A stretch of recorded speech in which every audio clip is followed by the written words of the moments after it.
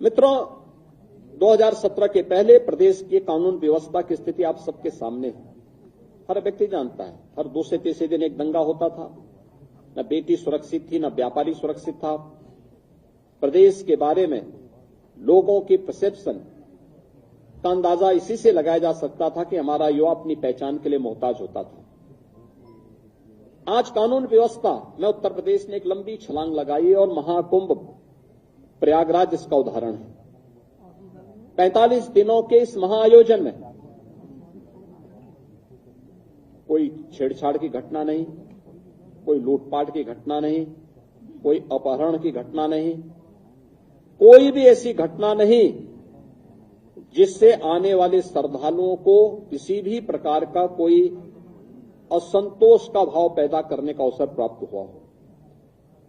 प्रदेश वही है, लेकिन इसके लिए जो व्यापक परिवर्तन हुआ है, इस व्यापक परिवर्तन का कारण है कि इन 8 वर्षों में सरकार ने व्यवस्थित तरीके से उत्तर प्रदेश पुलिस के बल को एक सिस्टम के साथ जोड़ा है।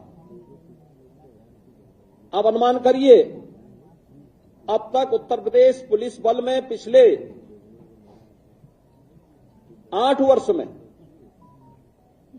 जब 2017 में हम लोग आए थे, 1.5 लाख पुलिस कार्मिकों के पद खाली थे। सरकार की नियत पर जनता जनार्दन को भी और माननीय न्यायालय को भी संदेह था, क्योंकि भर्ती की प्रक्रिया पारदर्शी नहीं हो सकती थी, नहीं करते थे। लेकिन पहली बार हुआ जब पारदर्शी भर्ती की प्रक्रिया के माध्यम से सरकार ने 1,56,000 से अधिक पुलिस कार्मिकों की भर्ती, जो आज सेवा दे रहे हैं, उन्हें उत्तर प्रदेश पुलिस बल का हिस्सा बनाया है। और अभी हाल ही में 60,200 से अधिक पुलिस कार्मिकों की नई भर्ती भी संपन्न की है, जिन्हें कुछ ही दिनों के अंदर ट्रेनिंग की प्रक्रिया के साथ जुड़ने का अवसर प्राप्त होगा। यानी आप अनुमान कर सकते हैं कि 2,16,000 से अधिक केवल पुलिस कार्मिक अकेले उत्तर प्रदेश पुलिस बल में भर्ती हुए हैं। और ये भर्ती की प्रक्रिया के साथ साथ उत्तर प्रदेश में जब 17 में हम लोग आए थे, 10 जनपद ऐसे थे जहां कोई पुलिस लाइन नहीं थी। पुलिस के बैरक की स्थिति आप देख सकते थे, सब टूटे फूटे थे, कोई व्यवस्था उनके लिए नहीं थी। ट्रेनिंग मात्र 6,000 पुलिस कार्मिकों की ट्रेनिंग की क्षमता थी। आज उनके इंफ्रास्ट्रक्चर को बढ़ाया गया। सभी 10 जनपद जहां पे कोई पुलिस लाइन नहीं थी, या तो पुलिस लाइन का निर्माण पूरा किया गया, बल्कि पुलिस कुछ जगह निर्माण का कार्य पूरा किया या निर्माणाधीन है। हर जनपद में, हर थाने में पुलिस की अवस्थापना सुविधाओं के लिए बैरक का निर्माण किया गया।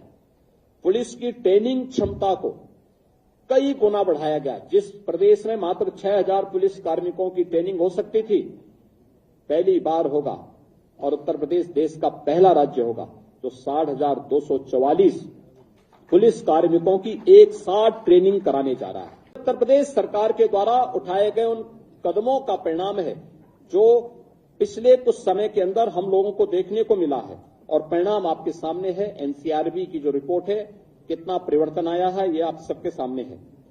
पिछली सरकारों ने दंगाइयों के काल के रूप में जाने जाने वाली पीएसी की 54 कंपनियों को समाप्त कर दिया था। यानी उन्होंने एक व्यवस्था, एक साजिश की थी कि जब यहां पे पीएसी ही नहीं रहेगी तो फिर इसके बाद दंगाइयों को खुली छूट मिल जाएगी। हमारी सरकार आई, हमने इन सभी कंपनियों को फिर से बहाल किया, बल्कि महिला बटालियन की 3 महिला नई बटालियन भी गठित की। प्रदेश के अंदर अन्य महत्वपूर्ण स्थलों पर भी 5 नई पीएसी की बटालियन के गठन की प्रक्रिया को आगे बढ़ाया। एयरपोर्ट, मेट्रो की सुरक्षा के लिए, अन्य महत्वपूर्ण संस्थानों की सुरक्षा के लिए स्पेशल सिक्योरिटी फोर्स का भी गठन किया और उसकी 6 वाहिनियां गठित की। प्रदेश के अंदर सभी जनपदों में साइबर थानों की स्थापना की गई। हर थाने में एक साइबर सेल हेल्प डेस्क की व्यवस्था की गई। और आज प्रदेश के अंदर जो हमारी PRB 112 है, इसके रिस्पांस टाइम को 2017 के पहले इसका रिस्पांस टाइम 25 मिनट 42 सेकंड होता था, आज यह 7 मिनट 24 सेकंड का मात्र रह गया है। यानी आम जनता को कितनी जल्दी न्याय मिल सकता, उस तक पुलिस का रिस्पांस कितनी फास्ट होगी, इसी से आप अंदाजा लगा सकते हैं।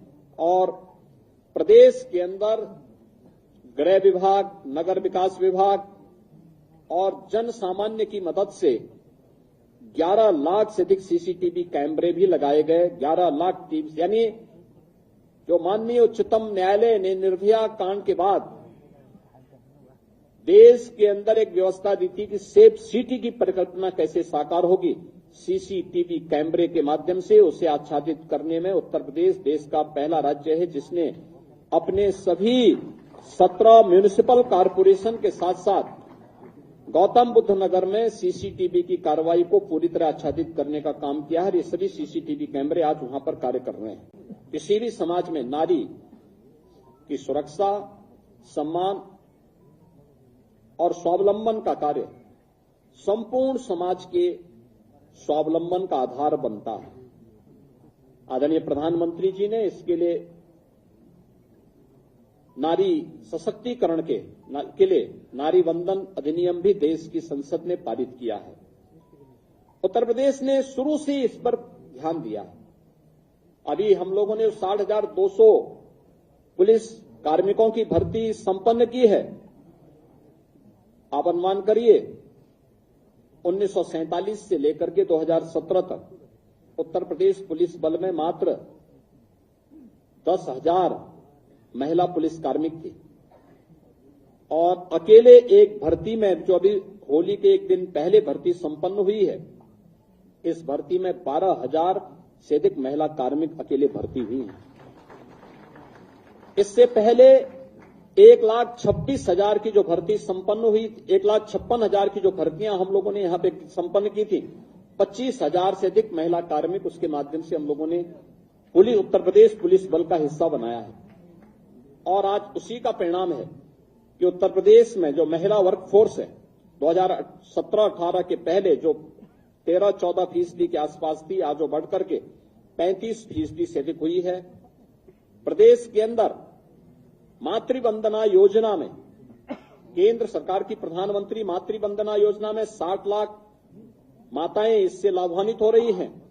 तो बेटी के जन्म लेने से लेकर के स्नातक तक की पढ़ाई के लिए दी जाने वाली 25,000 रुपए की सहायता में उत्तर प्रदेश की 22,11,000 बेटियां इस योजना का लाभ प्राप्त कर रही हैं।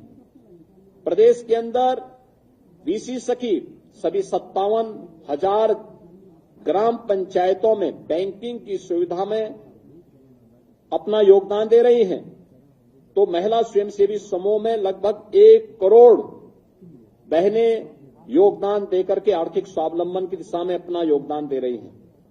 मुख्यमंत्री सामूहिक विवाह योजना में 4,76,000 से अधिक सामूहिक विवाह के संपन्न हुए हैं, जिसके लिए इस बार के बजट में सरकार ने तय किया है कि 51,000 से अब इस राशि को बढ़ा करके अप्रैल से इसको 1 लाख रुपए करने की घोषणा भी की है, जिसको हम अप्रैल में लागू करने जा रहे हैं।